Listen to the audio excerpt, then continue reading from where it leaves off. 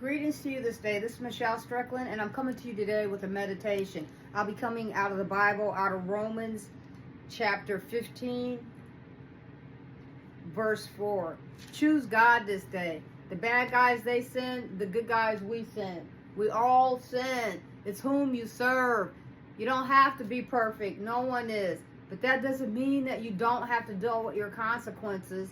None of us get away from that. You might have issues that you have to deal with for the rest of your life. But if you come over to God's team with it, He can help you get through it. You don't have to be perfect. And love yourself. You know, it's not selfish. You know, it's necessary. Make sure you have the priorities in your own life taken care of first, because of that make it easier for you to manage the other obligations you have in your life. And choose yourself. Choose yourself. You know, that doesn't mean that you don't love other people, but choose yourself, you know. You know, sometimes other people don't love us the way we need to be loved, you know, but if you love yourself and if you choose yourself, you'll be okay, you know. Because sometimes other people don't love us.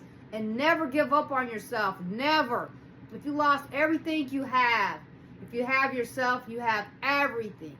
And you can always rebuild.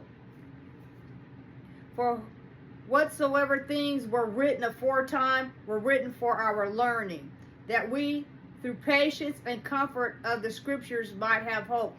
And, you know, people wonder why I'm able to continue to go through. People don't know what I'm dealing with. I've been a target since I was a child. I had a good life, but I had a structured life, but it wasn't easy for me.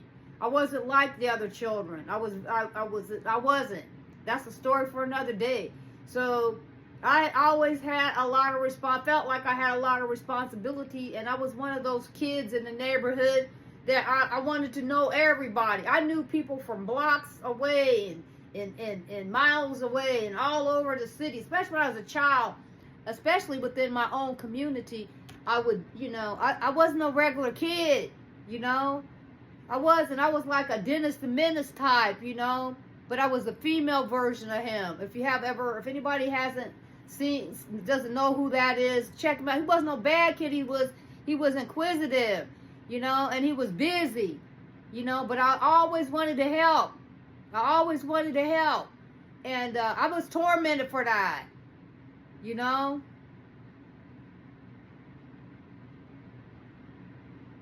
People did a lot of bad things to me when I was young. Not my family, but other people. They did a lot of really bad things to me sometimes, you know, when I was young. I met some really bad people. And I've been tormented most of my life, but I overcame that, you know, because I refused to be defined by the behaviors of other negative people. And then when I've always been an overachiever type, you know. And, you know, I'm here to try to help.